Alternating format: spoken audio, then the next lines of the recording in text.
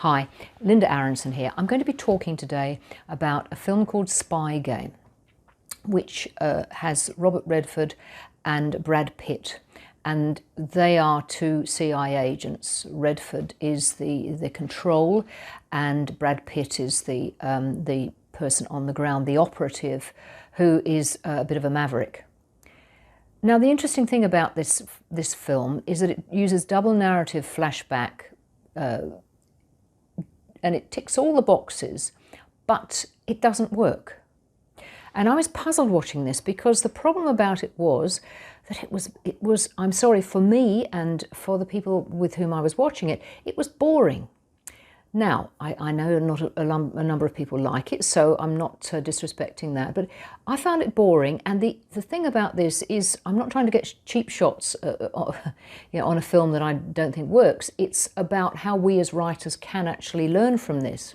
So, okay, how was it ticking the boxes? Well, number one, it was, I think, a case history flashback.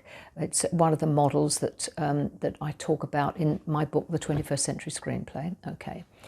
And it opens on the crisis of the story in the present, which is absolutely dead on what happens in case history flashback. Then it jumps back to the disturbance where it all started, and we go into flashback. Right, fine. And there are several flashbacks between past and present. What's happened is that Brad Pitt has gone rogue. He's gone in and is doing something in China, trying to get somebody out of prison.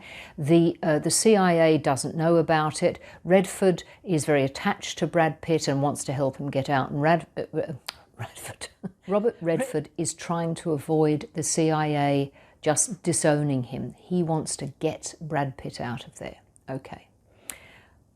So what's not working? It seems to me that a certain crucial bit of the flashback model is not being followed, and very occasionally you see this. You often see it in films that are very high quality in terms of their production values, but somehow they just don't work. You can see it happening in Nixon, for example. What's happening is that the flashbacks are not really relevant to the story in the present. Now, in flashback as case history that works, the flashbacks are explaining a mystery in the present.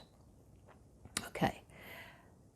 In this film, Spy Game, what's happening is that Redford is being interviewed by his superiors at the CIA, and he is explaining how he met Brad Pitt and the jobs that they were on together. And we go into flashback to see these. But the thing is, they don't have any relevance to the story at hand. So it's backstory without a purpose. Now, my little motto for this kind of flashback and this particular family of double narrative flashback is that the flashbacks each provide a clue to something that's happening in the present, to a problem or a mystery that's happening in the present. Okay? Now, the present in Spy Game is Brad Pitt stuck in a Chinese prison, and the CIA top brass don't want him to get out, and Redford does. So really, to work properly, the flashback needs to be connected with that. Otherwise, we're just getting slabs of backstory, which we could have found out very simply in dialogue. For example, there's a whole section that happens in Vietnam. We don't need to see that. Redford could have said, well, I met him in Vietnam and he was very brave and so on, and then I took him on. We don't need to see that. The other thing, there's a whole section about the job that they did in Berlin.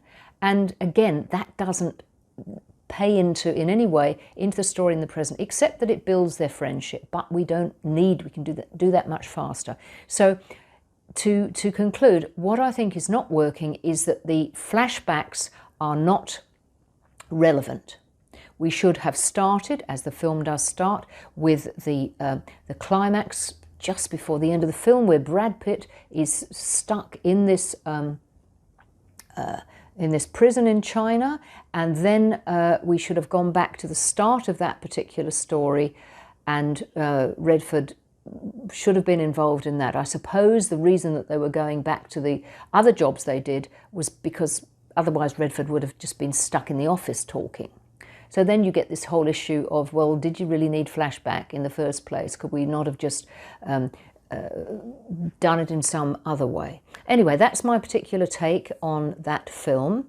I'm not quite sure whether we could actually say that it's thwarted dream flashback or it's case history flashback. I think it's case history. Anyway, these fine details of terminology probably don't matter really in the long run. I know that will freak a lot of you out, but it doesn't matter. What we're trying to do is find tools that make it easier for us to write flashback or any of these other complex forms. Anyway, that's my take on it. Hope that was useful. Bye.